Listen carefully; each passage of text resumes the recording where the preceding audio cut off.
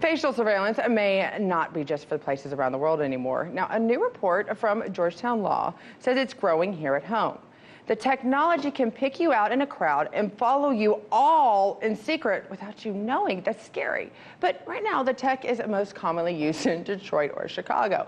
But it's on its way into New York and Washington, D.C. To break this down and what this means from a legal point of view, we turn to legal and media analyst Lionel. Thank you so much for joining us.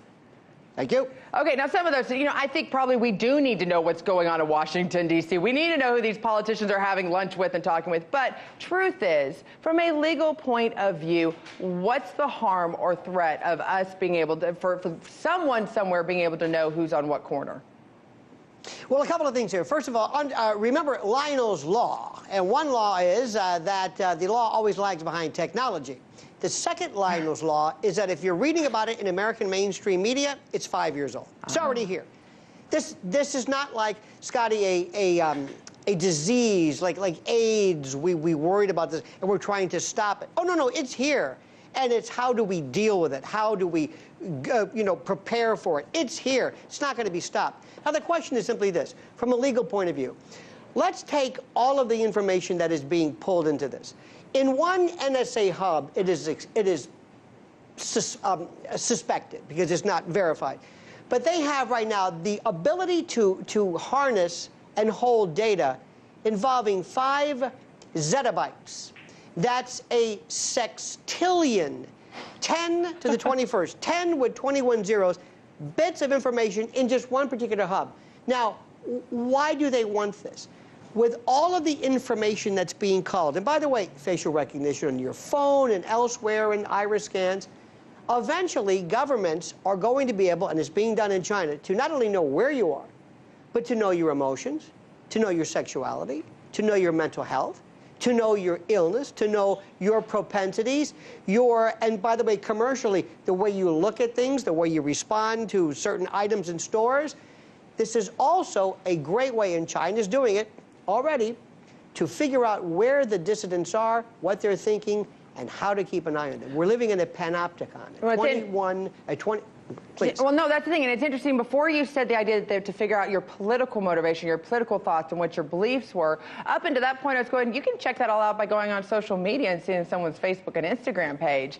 But it wasn't necessarily dangerous. I mean, nobody likes to be followed. That being said, now that you are going with their ultimate goal could be, if they were to go down a negative road, that might be what it'd be right there, just to see what people are thinking, to monitor what, and we're talking worlds of propaganda and people talking about steering people's opinion.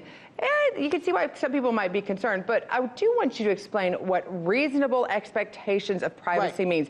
Talk about that. That's not Lionel's Law. That's actually law. It's the gold standard for courts reviewing the impermissible encroachment. So tell me about why this involves this case. Well, going back to Lionel's Law again, the law always lags behind technology. We always had this thing before about a reasonable expectation of privacy. For example, you have the right in your home not to be surveilled, not to be overheard by the police, not to be monitored, your home. When you walked outside, courts would say, well, you're kind of out there, and yeah, you're going to be on CCTV, or maybe somebody with a camera, somebody with a security system. People can take pictures of you. But now, this new, we now have these devices, and we have a lot of consent to things. So the courts are going to have to redefine when are they indeed encroaching upon that area, which 10 years ago would have been considered a private realm of your own world that nobody could encroach upon. That's being whittled away. What we're saying right now is that you are not going to be going anywhere where you're going to claim any kind of privacy, most of all because you have, believe it or not, brought in this device wherever you go. Now, I don't know about your phone. Mine has face recognition to open it up, and it comes in handy at the store. It also makes it real easy for the police who want to look through your phone and say, I don't need your password. Here, look at this. It's open. There you go. They can also use this later on to open up phones from dead people. They're doing this. I mean, it is spooky. So the law 10 years ago is going to be scrubbed.